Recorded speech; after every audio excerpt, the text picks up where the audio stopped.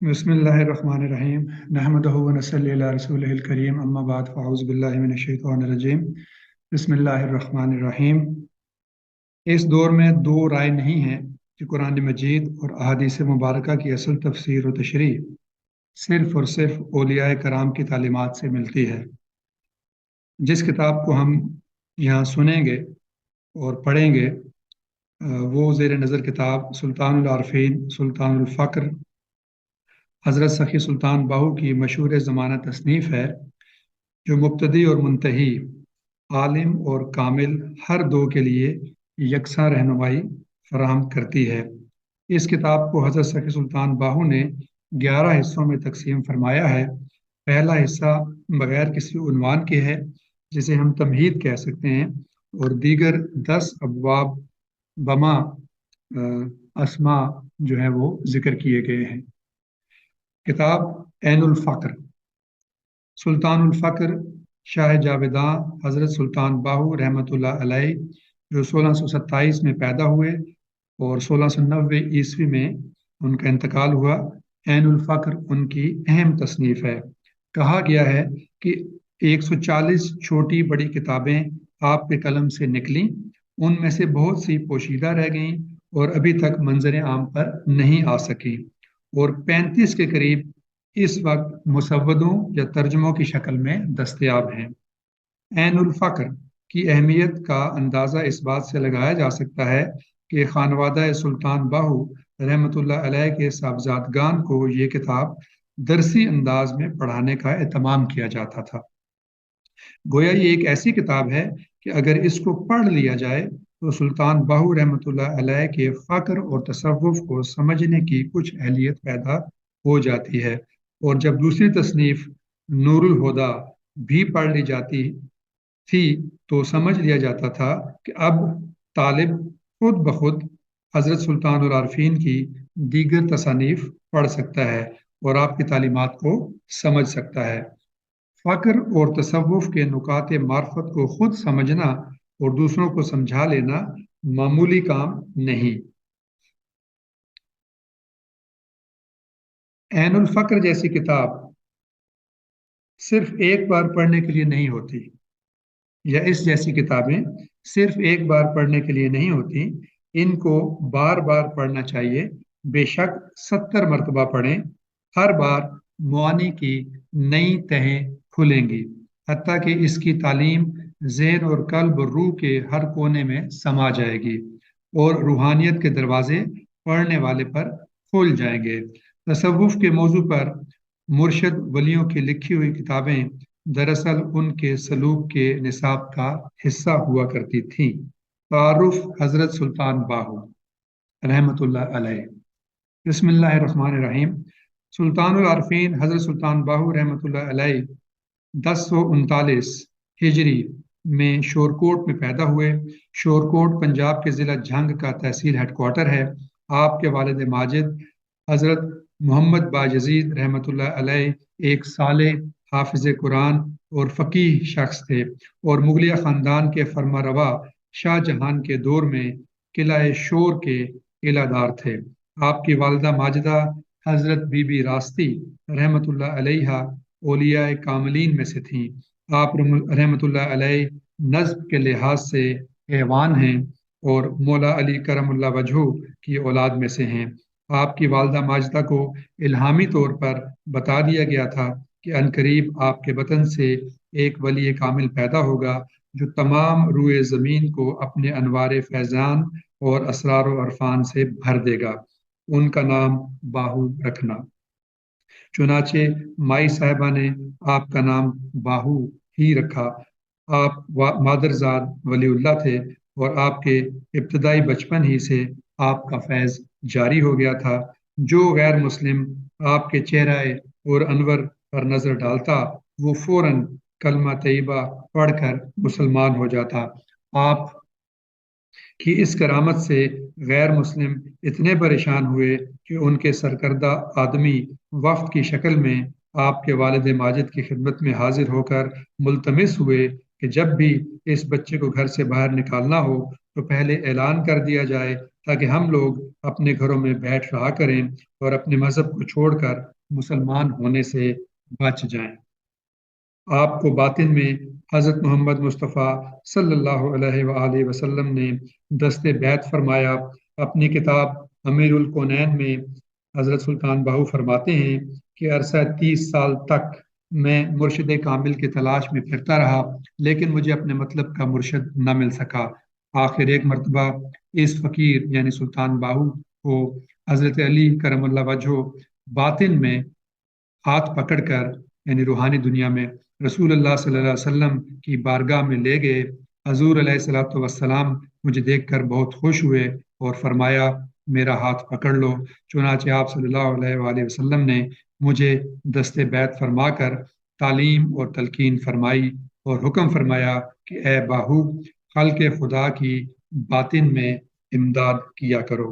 بعد ازاں حضور علیہ الصلوۃ والسلام نے مجھے حضرت پیر دستگیر محبوب سبحانی شاہ عبد القادر جیلانی قدس الرہ العزیز کے سپرد کر کے فرمایا کہ یہ فقیر باہو ہمارا نوری حضوری فرزند ہے، اس کو آپ بھی باطنی تلقین و ارشاد سے نوازیں۔ چنانچہ حضرت پیر دستگیر شاہ عبد القادر جیلانی رحمۃ اللہ علیہ نے بھی اپنے باطنی فیض سے آپ کو مالا مال فرمایا۔ اس کے متعلق حضرت سلطان باہو فرماتے ہیں جب شہسوار فقر نے مجھ پر نگاہ کرم ڈالی تو ازل سے ابد تک کا تمام راستہ میں نے طے کر لیا۔ بعدہ حضرت غوث پاک شاہ عبد القادر جیلانی رحمۃ اللہ علیہ کے حکم پر آپ نے ظاہری بیعت دہلی کے شیخ پیر عبد الرحمن قادری جو کہ شاہ عبد القادر جیلانی کی اولاد میں سے ہیں کہ دست مبارک پر کی۔ سلطان العارفین حضرت شیخ سلطان باہو رحمۃ اللہ علیہ کا مرتبہ و شان و وہم و گمان سے باہر ہے۔ رسالہ روحی شریف میں آپ خود فرماتے ہیں مجھے حضرت محمد مصطفیٰ صلی اللہ علیہ وسلم نے دست بیعت فرمایا اور انہوں نے مجھے اپنا نوری حضوری فرزند قرار دیا۔ مجھے حضور علیہ الصلوۃ والسلام نے اجازت دی کہ میں خلق خدا کو تلقین کروں۔ آپ فرماتے ہیں حضرت فاطمہ الزہرا رضی اللہ تعالیٰ عنہا نے مجھے اپنا فرزند بنایا ہے، اس لیے فقر کی مجھ پر انتہا ہو گئی۔ آپ خود فرماتے ہیں میں نے شریعت پر عمل پیرا ہو کر ہر مرتبہ حاصل کیا ہے اور اپنا پیشوا و رہبر شریعت کو بنایا ہے۔ آپ نے 140 کے قریب کتب تصنیف فرمائی ہیں اور ان سب کتب میں طالبان حق کے لیے 3 باتوں کی کثرت سے تاکید فرمائی ہے۔